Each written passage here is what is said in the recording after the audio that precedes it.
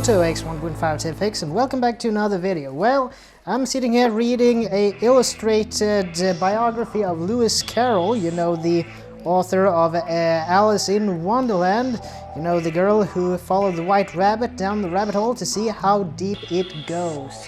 So yes, but anyway, well, this time we're actually gonna go in the Wayback Machine as Sherman and Mr. Peabody, but anyway, we're actually gonna go real vintage now. The original camera here came out in 1999, so actually, well, rather, this version of that particular camera model came out in 2001, which makes it now actually 20 years old. And which camera is that?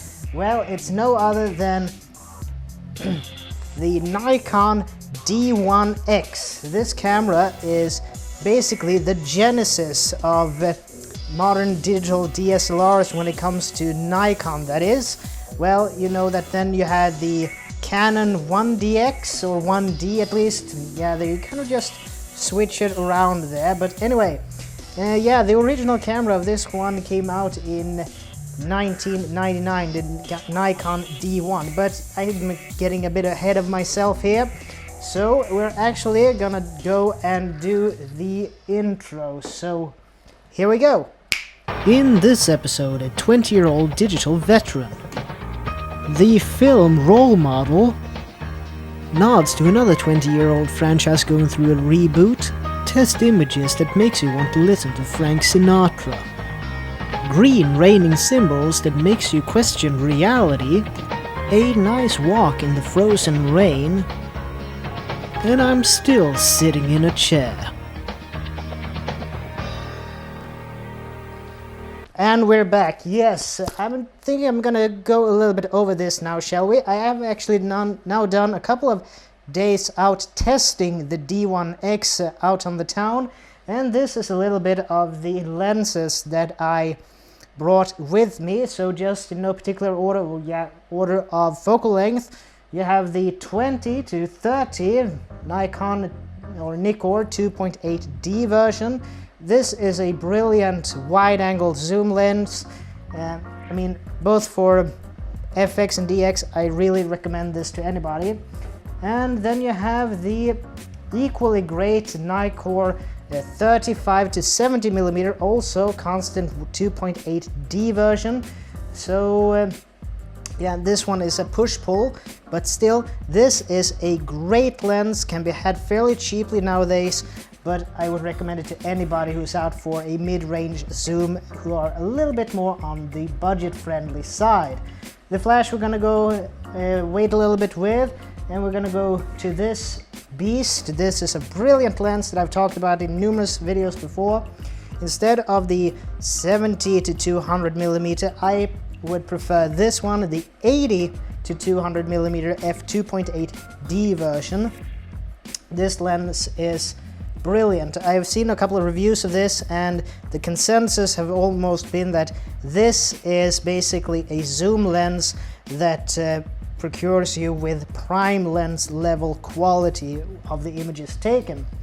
And then just to check out the little bit, you know, the 400 millimeter, the Tokina AF400 close focus. This is another in the ATX line.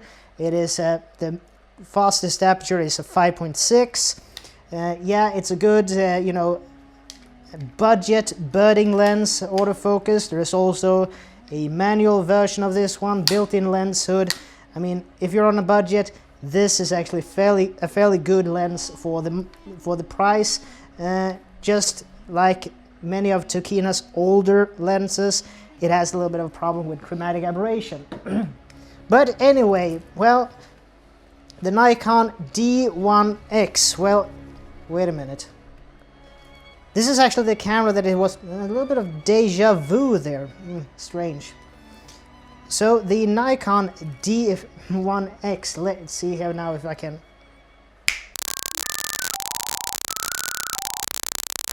Yes, the D1x. I have a little bit of a cheat sheet here, then a little bit of the specs here. Well, about 5 years ago, a couple of YouTube photographers who are, you know, I will put the link in the description to these video series because they are actually brilliant, and these guys used the D1x. And the first one is actually Matt Granger in his original Budgetthography series. He used Sir Clicks-a-Lot. That was also a D1x. And also Jared Polin from Philadelphia has also done a 5-minute portrait series when he was challenged by using a D1x.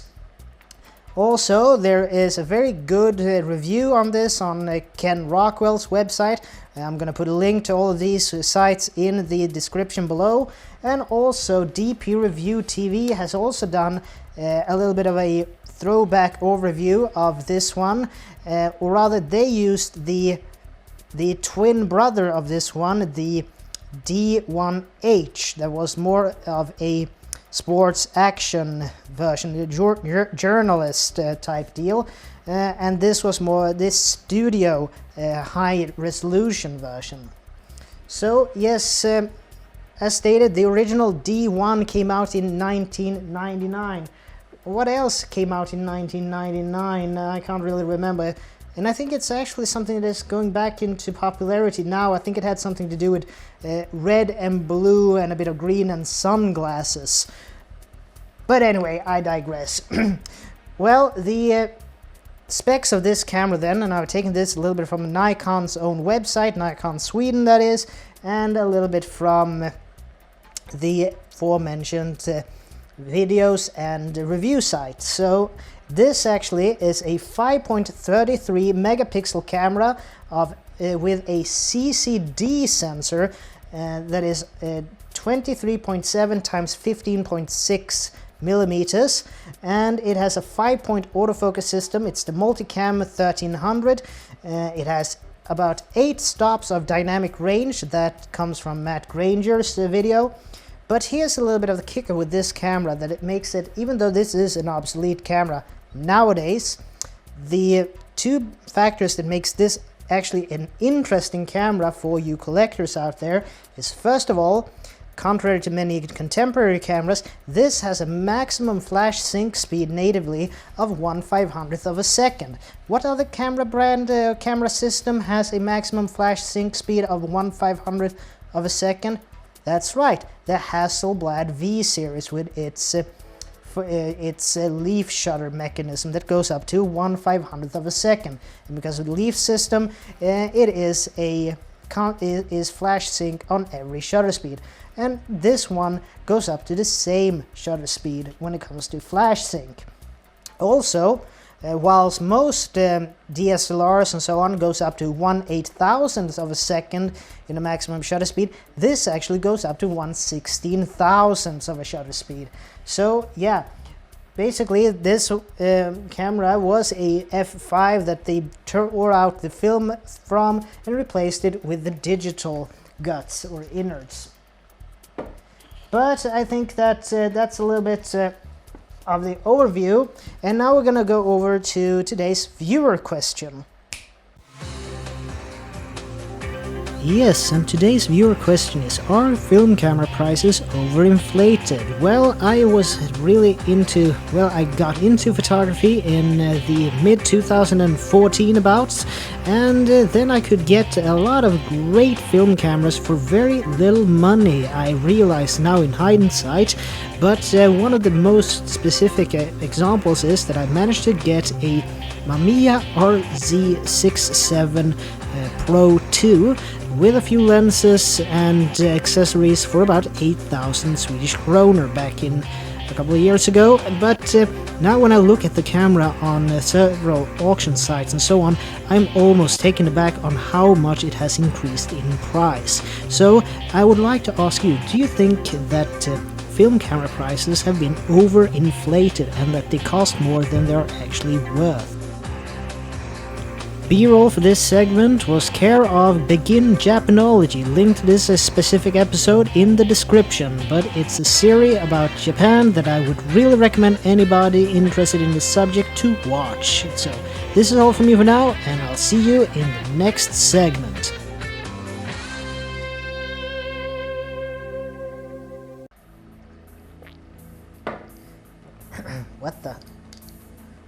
Anaglyph. Might do a future video about that.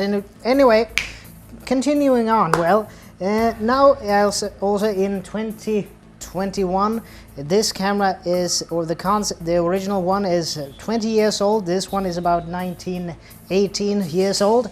But let's see, what more can we talk about? Well, it's there is a little bit of a backside to this camera. Well, there is a couple actually, since it's well, this is the D1. We have been up now to, what is it, the D6, and now when Nikon is going over to the Z system. But anyway, this was actually a lot of fun to go out on the town and shoot with.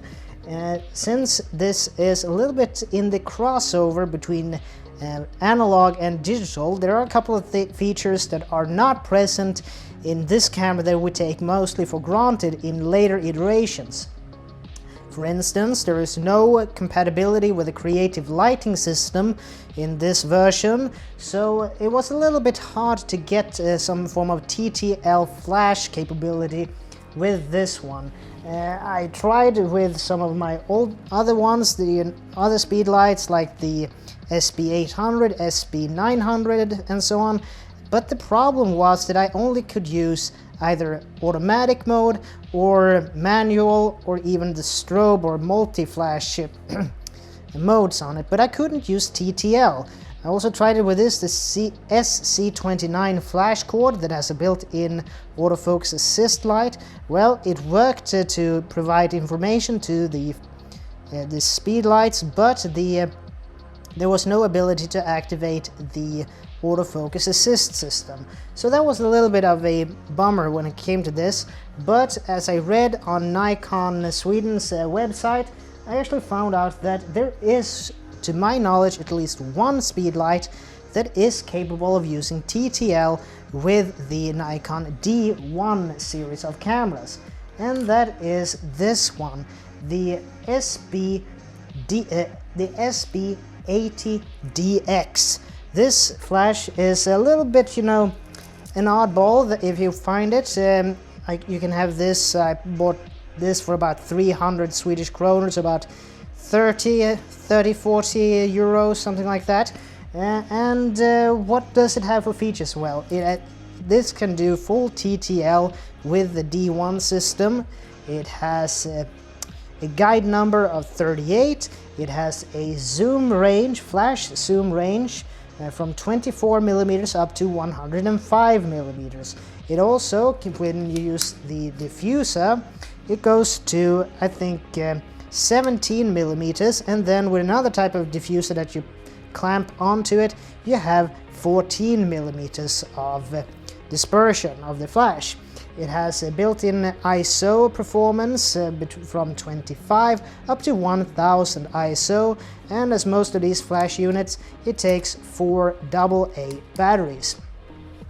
Also, as you can see, it has the little automatic sensor here. It has the ports on the side for PC sync, and like the SB800, it has the dedicated modeling light button up here. Let's see if we have some juice in this one. Yes, let's see if I can.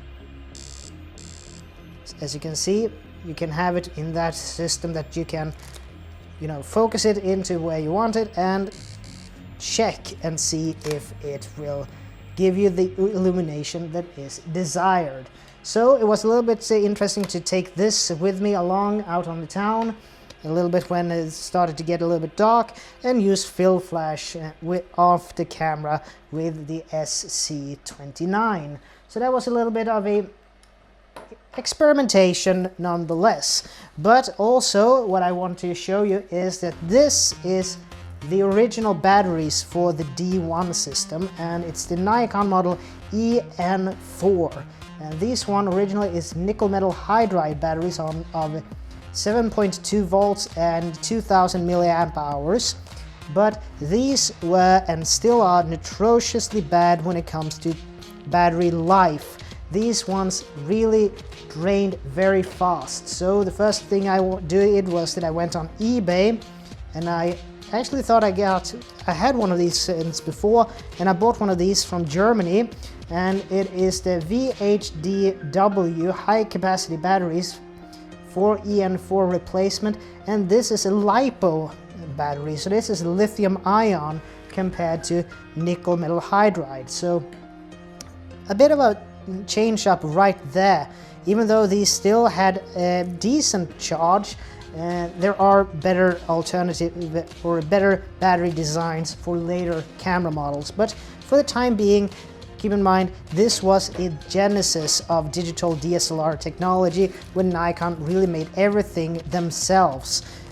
As stated in the, I think it's the DP review video, they talk about that before these cameras, both Canon and Nikon had collaborated with Kodak in order to get the image sensors as they needed to make a digital camera system.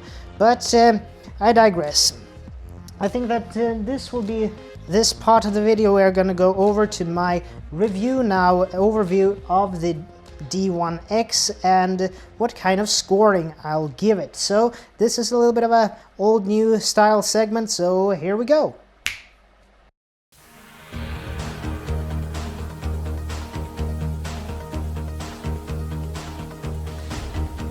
For ease of use, I've given this camera a good rating. Reason for that it does have a good rating and not an excellent is because, keep in mind, this camera was introduced in 2001 when not all features had been worked out yet, how to make it as ergonomical as possible as a professional grade DSLR camera. Keep in mind that this was actually basically a gutted Nikon F5 with its film innards replaced with digital ones. So one noticeable difference is that if you use the camera in a portrait orientation, you will notice that you only have one scroll wheel to control the shutter speed, whilst if you hold it in a landscape orientation, you have two command wheels, scroll wheels, one in the front under the trigger, which is for aperture control, and one in the rear for shutter speed.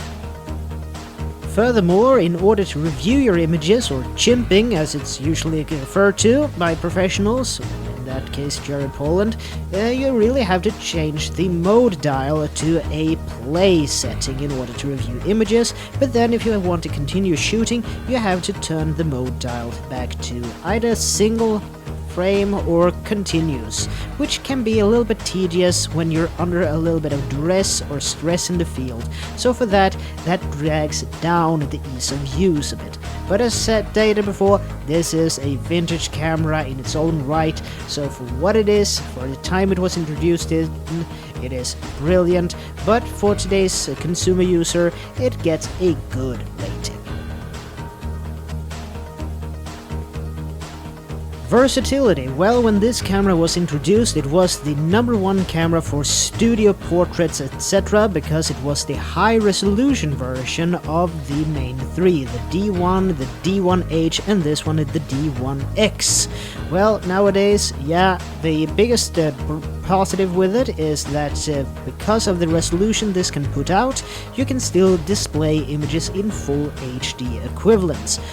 But apart from that, there are a couple of drawbacks that actually drags down the versatility to a good rating. That being said, there are actually still two features of this camera that actually are a bit of a unicorn in the industry. First and foremost is the higher than average flash sync speed of 1/500th of a second, which actually puts it on par with the Hasselblad V system, that also because of its leaf shutter system of shutters can go up to 1/500th of a second for flash sync as well. And the second being the maximum shutter speed. Most digital DSLR cameras and mirrorless cameras nowadays goes up to a maximum shutter speed of 1/8000th of a second, but this beast actually can go up to a mind-bending 1/16,000th of a second for a maximum shutter speed, which is two factors that makes it a little bit of a unicorn, because, but still, frankly, how often are you using them? So that brings the versatility down to a good, respectable, good rating. Furthermore, to ISO noise performance, well, I have to give this a bad rating yet again because this camera has what is known as a CCD sensor instead of the more now common CMOS sensors. Why is it a CCD? Well, CCD sensors were actually the most prevalent at the time of its inception and mostly found nowadays still on camcorders and some types of video cameras. But if you have it at a low ISO setting, well, the lowest ISO that this can do natively is 125 ISO and goes up to a maximum of 1600 or 1600 ISO, but anything about 400 ISO is pretty much unusable when it comes to grain/digital noise. So that's why for ISO noise performance it gets a bad rating. Cards/film capacity. Well, in this instance it's another bad rating in today's standards because it has only one CF card slot and also it can't really take that high of a memory card. When I got this camera used, I actually got it with a 2 GB CF card. And if you look at other videos on YouTube, you can see that this camera is a little bit known for that it doesn't really want to accept higher storage capacity cards. So about a 4 to 8 GB memory card might be the maximum that this camera can handle. This coupled also to the single slot brings the average down to a bad rating. Keep in mind also that the battery life of this camera still is nothing really to write home about, but still you have to accept it for when it was introduced and in which time point of digital photography this was introduced. Autofocus and metering modes. Well, this camera has 3 metering modes with a spot meter, a center weighted and a matrix metering mode. And for the matrix metering mode, it is the color matrix metering mode, which was invented for the Nikon F5 originally for people who were shooting slide film or chrome film. For autofocus, it has a single, a continuous and manual, and for the automatic settings, it has a 5 focus point system that can be changed with the dial on the back of the camera housing. But the autofocus acquisition is lightning fast, faster than many contemporary digital cameras today, so I was pleasantly surprised. So that's why for autofocus and metering, it gives an excellent. X factor, that's certain something that makes a piece of gear special. Well, what do you want for more from this? It's the Nikon D1x. X as in X factor, this has it in spades. But if you want to work around the small quirks of this camera and you look at the images produced, well, it is kind of astonishing that this low megapixel digital camera that came out almost over 20 years ago still produces the amount of the results that it still does. It is quite extraordinary, and for that it's a little bit of camera history. This is the transitional period between film and digital, so that's as good a reason as any in my book to give it a excellent when it comes to X factor. Compatibility with lenses. Well, basically, if it's an F-mount lens, you can put it on this camera. Well, I'm not really sure about the pre-AI lenses, but those are the absolutely oldest lenses in Nikon's catalog. But anything from the AI to the G-series lenses, the autofocus series, the AI, AIS, all of it can be put on this camera. So for that matter, the compatibility with lenses gets a excellent. Contrary to the compatibility with lenses, the compatibility with flash goes the complete opposite and gets a bad rating. Why is that? Well, if you are comfortable with using a on-camera flash or with a flash sync cord and you only want to use either automatic or manual mode, you are basically set. But if you are one of those like me who enjoys TTL and has grown up a little bit with the creative lighting system by Nikon that didn't become compatibility with its DSLRs before the D2, well, you're a bit stuck, but there is one flash that is made by Nikon that actually works with full TTL with this camera, and it's the Nikon SB80DX, which is to my knowledge the only speedlight that is compatible with this camera when using TTL Flash. But for that lack of compatibility with native flashes and so on, I will give it a bad compatibility. Current eBay prices, well, talk about price depreciation, because when this camera was new, according to Matt Granger in his Budgetthography series, this camera had a new list pricing of about $5,999 US, which has kind of depreciated to say the least during the 20 years following its introduction. So on eBay today, regarding a little bit of where you get it from and the current condition, well, for Swedish kroner it goes from about 500 to 4,500 Swedish kroner, which converted with 4x will give you about a 45 to 410 euros, 50 to 457 US dollars, or about 38 to 350 British pounds, which is kind of a bargain for a pro level body, because although it's 20 years old, and if you can work through some of the quirks, and when, you know, they were still figuring out how to do a pro level DSLR camera, if you can live with it, it's no other than excellent. Well then, how is the D1x nowadays as an investment? Well, I would say that this is borderline a museum piece at this point, but that being said, it is still usable, it gives you a little bit of a challenge as a photographer, and it's a fun challenge at that. The image quality is still up to par in my opinion, keep in that you use a low ISO, and that you're using a post-processing or post-editing software like Adobe Lightroom or other compatible raw file video or image editing softwares. So for me it is an excellent investment nowadays when it actually is such a low price, so it's not that much of an investment money-wise to get one of these if you get it in a good used condition. So yeah, I think this is a brilliant piece of kit to have on display and to take out and use sometimes, but all in all, this is borderline museum piece nowadays. So yeah, that's my opinion of it. If you have another opinion of this camera, please put it in the comment section below, and we'll see you in the next segment.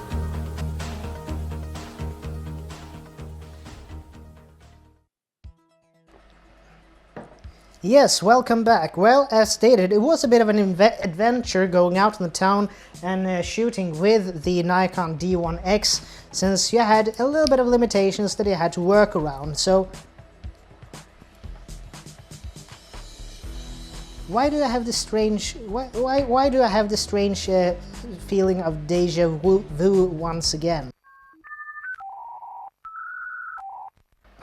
Okay, now it's back.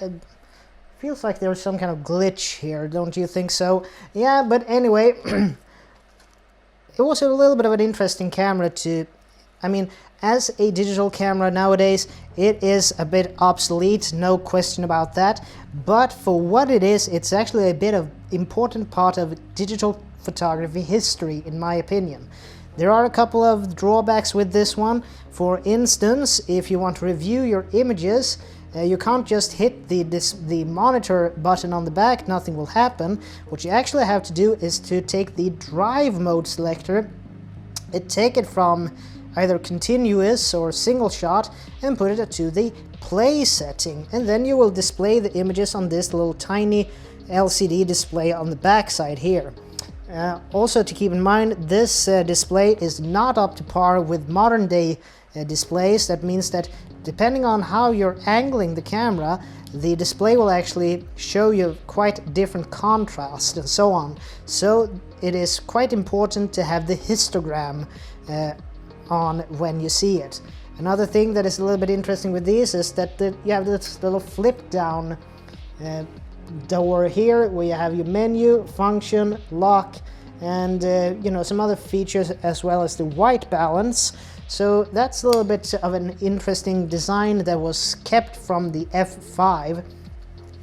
Also, that was kept from the F5 that I think is a little bit of a strange design when you look at modern DSLRs, or rather just look at the D2. This one has, for the landscape orientation, you have two command dials, the rear one for shutter speed and the front one that you have to actually start up in the menu system. Just use this in the front as the aperture select. If you have it in portrait orientation, however, there is no front scroll dial, you only have the rear scroll dial for shutter speed. But you also have the autofocus on button back here. Contrary, the one for the landscape mode is actually a more of a hard plastic button with a little bit more tactile feeling when you press it, whilst the one in the portrait orientation for autofocus on is more of a squishy, rubberized button. So that's a little bit of an iffy point for me. Also, another thing that has been a little bit of a red thread, both this one, the D1x, and the D2x has this style of metering mode selector that you press the center button and pull it either forward or back. And this dial for me has been a little bit unreliable. It will stick and show the matrix metering mode. Yeah, matrix metering mode, but the center weighted and spot meter, it is hard to get it to lock into that setting. Not lock in physically, but actually to make the camera change to another metering mode. But that's the meter mode that I used primarily anyway, and it's actually a bit of a carryover from the F5, and that is matrix color matrix metering mode. Keep in mind that if you are a user of the Nikon F4, for instance, it had also matrix metering mode as well as the Nikon FA, but those were just light level matrix metering modes, and this one and the F5 both had color matrix metering mode, so they also took into account the color temperature of the subject. Why was that important? Well, it was important for people who used slide film, if I have understood it correctly. But I think that we have some B-roll and some example images of this camera. Well, granted, it's just a 5.33 megapixel camera, and as Matt Granger points out in his, when he introduces his camera that got the name Sir Clicks-a-Lot, the good thing with opting for this camera, the Nikon D1x instead of the D1h or the D1, is that the resolution of these images, the raw files for this camera, is displayable in full HD. The resolution is high enough to make it full HD images. So yeah, if that's an important part for you as a photographer, that's up to your own discretion, but for me it was actually a very good feature of the camera. Also, you know, the ISO performance on this is nothing like what we have today. I mean, my D7200 is a low light beast compared to this one, but in low ISO, the lows for this one natively is 125. You actually can get fairly good, decent images, and with a post-processing program like Adobe Lightroom 6 or any other Adobe or other raw file image editing software, you can really get good results still with this image. Just take a look at Jared Polin's 5-minute portrait series when he was at Liberty Motorcycles, I believe it was. He actually managed to get some really great images with this type of camera. So I think that would be all for me for now. And as always, this is Tobias Bergstrom from T.B.Photo X1.5 TFX, and I'd like to see you guys in the next video. And as always, please like, share, comment, and subscribe, and I'll see you in the next one. So take care from now on. Bye.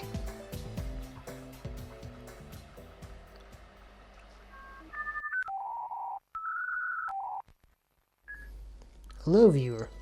December 22nd, we're bringing back a franchise that saw its first light of day in 1999, over 20 years ago, so the question is easy. Red or blue? What do you choose?